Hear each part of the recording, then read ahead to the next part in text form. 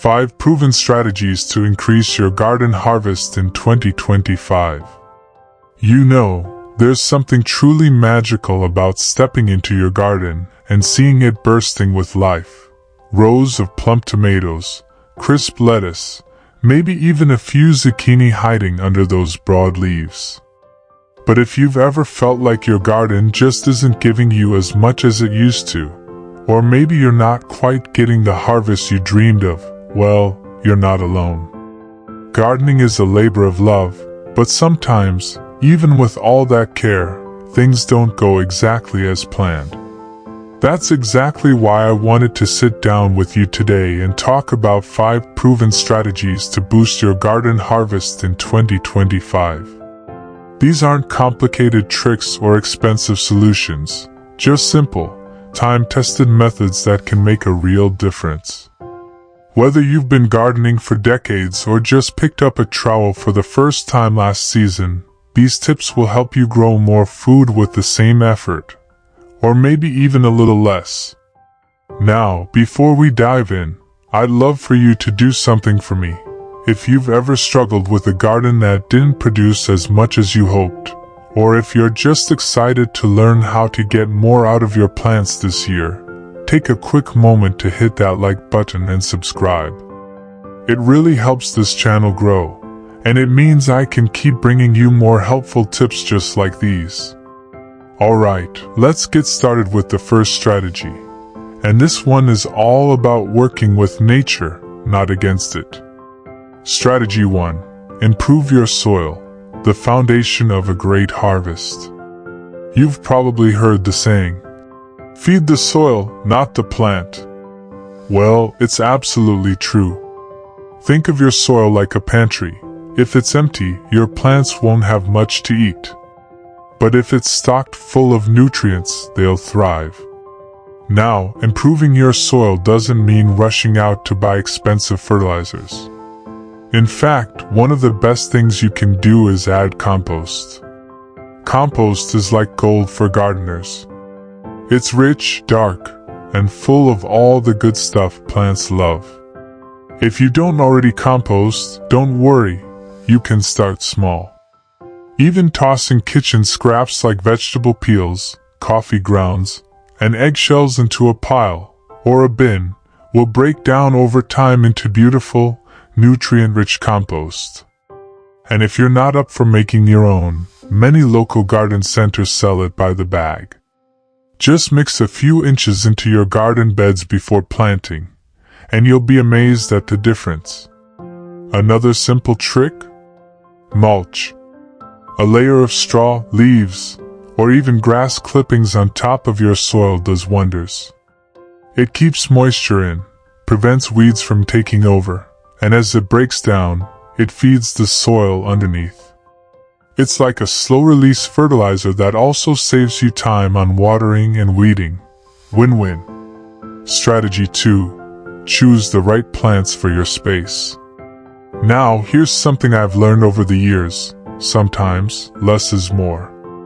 It's tempting to plant a little bit of everything, but if you're working with limited space or energy, focusing on high-yield crops can make a huge difference. For example, if you love fresh salads, leafy greens like spinach, kale, and lettuce grow quickly and can be harvested multiple times. Bush beans are another fantastic choice. They don't take up much room, and they'll keep producing all season long. And if you're a fan of tomatoes, look for varieties labeled as determinate. If you want a big harvest all at once, perfect for canning, or indeterminate, if you'd rather have a steady supply all summer. But here's the key, pay attention to what grows well in your area. If your neighbor has had great luck with a certain type of squash or pepper, chances are, you will too. Gardening is a community effort. After all, don't be afraid to ask around or even swap seeds with friends. Now, once you've got your soil in great shape and you've picked the perfect plants, there's one more strategy we need to talk about today: timing. because planting at the right moment can mean the difference between a SOSO harvest and an absolutely bumper crop. You know, gardening is a lot like dancing with nature. You have to move at her rhythm, not yours.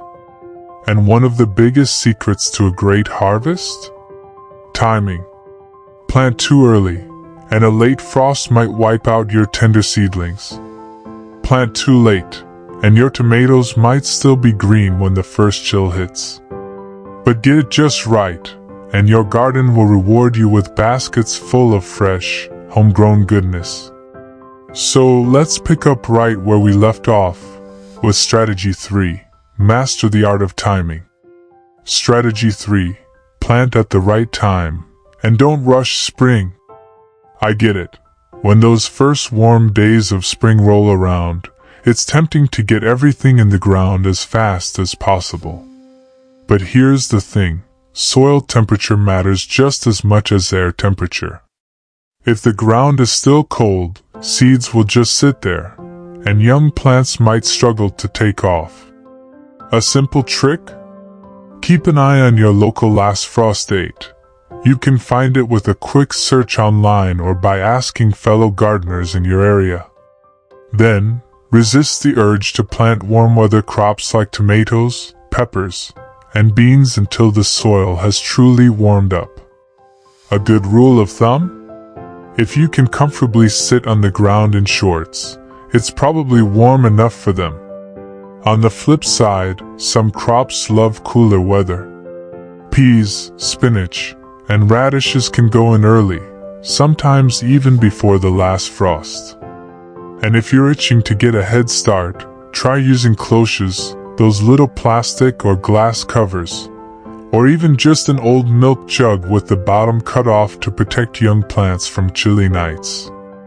Now, here's something else to think about: succession planting. Instead of planting all your beans or lettuce at once, try staggering your plantings every 2 weeks. That way, you'll have a steady harvest instead of a giant glut all at once. And trust me, no one needs 20 heads of lettuce ready on the same day. Strategy number 4, water wisely. Not just more, but better. Watering seems simple, right? Just turn on the hose and give everything a drink. But here's where a lot of gardeners go wrong: watering too much, too little, or at the wrong time of day. First, let's talk about how to water. Instead of a quick sprinkle every day, aim for a deep, thorough soaking a few times a week. That encourages roots to grow down deep, where the soil stays moist longer, instead of staying shallow and drying out fast. A good test? Stick your finger in the soil. If it's dry an inch or 2 down, it's time to water. And timing matters here too. Early morning is best. It gives plants time to drink up before the heat of the day, and it helps prevent diseases that thrive on damp leaves overnight. If you've ever seen powdery mildew on your squash or cucumbers, watering late in the day might be the culprit. Oh, and here's a little bonus tip: mulch again. A nice layer of mulch doesn't just feed your soil, it also keeps moisture from evaporating too fast. That means you'll spend less time dragging the hose around and more time enjoying your garden. Now we've covered soil, plant choices, timing, and watering. But there's one more game-changing strategy we need to talk about today. And this one might surprise you, because it's not about what you do in the garden, it's about what you don't do. Isn't it wonderful how a garden teaches us patience? We plant, we water, we wait, and sometimes, the very best thing we can do is step back and let nature work her magic. That brings me to our final strategy, one that might just change how you think about gardening altogether. But first, let's talk about strategy number 5, partner with nature, don't fight it. Strategy 5, welcome helpers and work smarter, not harder. Over the years, I've learned that some of the most productive gardens aren't the ones where the gardener is constantly digging and fussing. They're the ones where nature's little helpers are invited to the party. Take pollinators, for instance. Without bees, butterflies, and even those tiny hoverflies, many of our crops wouldn't set fruit at all. This year, why not set out a little welcome mat for them? Plant some bright flowers like marigolds or zinnias near your vegetables. They'll attract pollinators while adding a cheerful pop of color. Or leave a shallow dish of water with pebbles in it, so tiny insects don't drown, for thirsty bees. You might be amazed at how much more your beans, cucumbers, and squash produce when these hardworking visitors feel at home. And here's another thought, maybe those pests aren't always the enemy. Before reaching for sprays, take a closer look. Are a few holes in your kale leaves really hurting your harvest? Often, nature balances itself out. Ladybugs will move in to handle aphids, birds will snack on caterpillars. When we stop trying to control every little thing, we often end up with a healthier garden overall. Bringing it all together. Now, let's take a quick stroll down the garden path to remember what we've covered. We started with nourishing your soil, because everything grows better when the earth is rich and alive. Then we talked about choosing the right plants for your space and your appetite, because nothing beats the satisfaction of harvesting exactly what you love to eat. Timing came next, that delicate dance with the seasons that makes all the difference. And of course, watering wisely, not just more, but better. Finally, we've learned to step back sometimes, to let the birds and the bees and even the occasional bug play their part in your garden's story. Because when we work with nature rather than against her, that's when the real magic happens. Your turn to grow. Before we say goodbye, I want to leave you with this thought. Gardening isn't about perfection. It's about joy, about learning, about getting your hands in the dirt and watching life unfold. So this year, try one or two of these strategies that really speak to you. Maybe it's improving your soil, or perhaps it's planting a few flowers for the bees. Small changes often lead to the biggest surprises. Now, I'd love to hear your stories. What's the most unexpected lesson your garden has taught you? Or which of these strategies are you excited to try? Share your thoughts in the comments. I read every single one. If this video helped you, do me a kindness and hit that like button. It lets me know what content you enjoy most. And if you're not already part of our gardening family, hit subscribe so you don't miss our next growing adventure. From my garden to yours, happy planting in 2025. May your harvest be plentiful, your weeds be few, and your heart be as full as your baskets.